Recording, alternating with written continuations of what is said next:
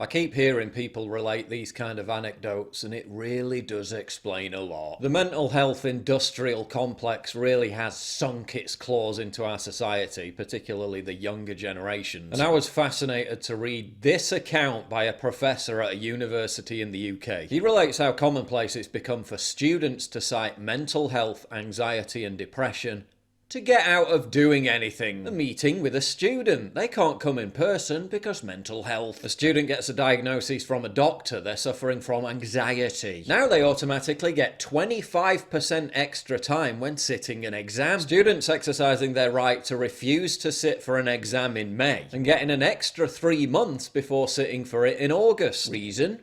Anxiety. A student unfortunately dies. Other students who didn't even know the victim are then given extensions to their coursework deadlines. Reason?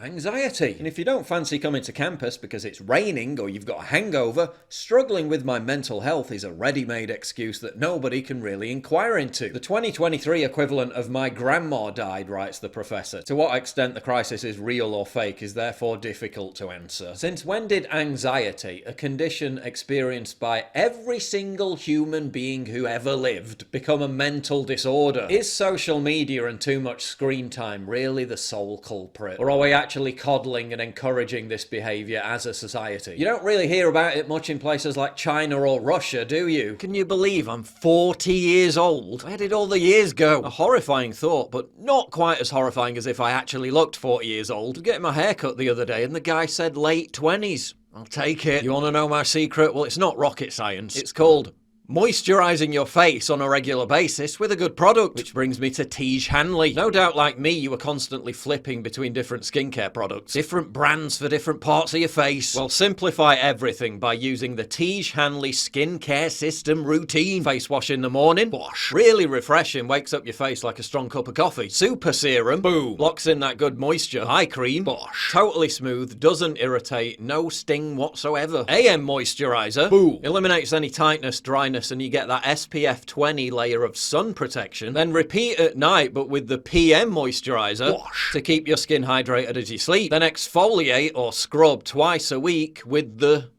well, it's the scrub. Boom! Clears out all those clogged pores and dead skin cells. I've been using Tiege Hanley for about 3 weeks now. And even in winter when your skin suffers the most, it's been a delight. For what I was paying for just one moisturiser, I get all this with Tiege Hanley for the same price. And it does a better job. My skin looks and feels better than ever. Don't take my word for it. Go and read over 5,000 5-star reviews on their website. Uncomplicated skincare that's simple, affordable and effective. Fragrance-free, made in the USA, never tested on animals. And peace of mind knowing that you're not funding those big corporate brands that try to monopolize the industry. Get a monthly subscription, then you'll never have to worry about forgetting to order or running out. And by supporting my sponsors, you support your boy here. And because Tiege Hanley is sponsoring this video, if you click the link in the description below, you lucky devils get 30% off your first box plus a free gift. So don't miss out. Click the link in the description. Now back to the video. In a sense though, the cause is irrelevant because the fact remains we have an entire generation now, really anybody under the age of 25,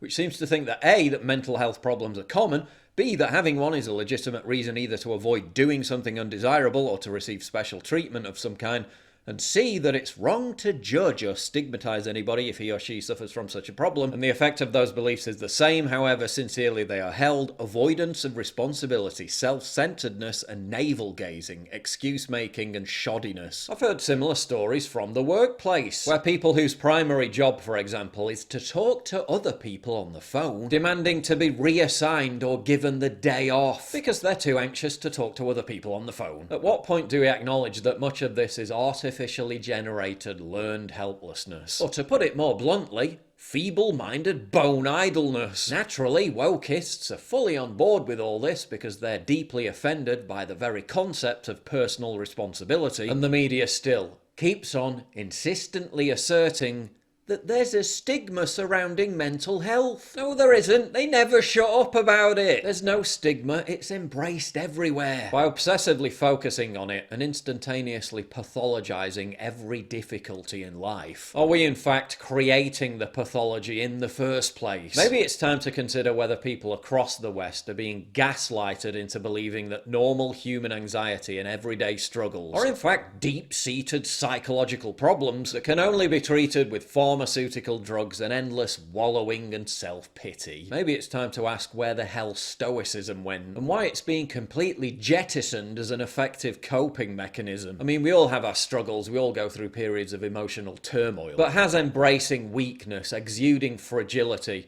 and constantly feeling sorry for yourself ever made anything better? Let me know if you've had any experience of this down in the comments below.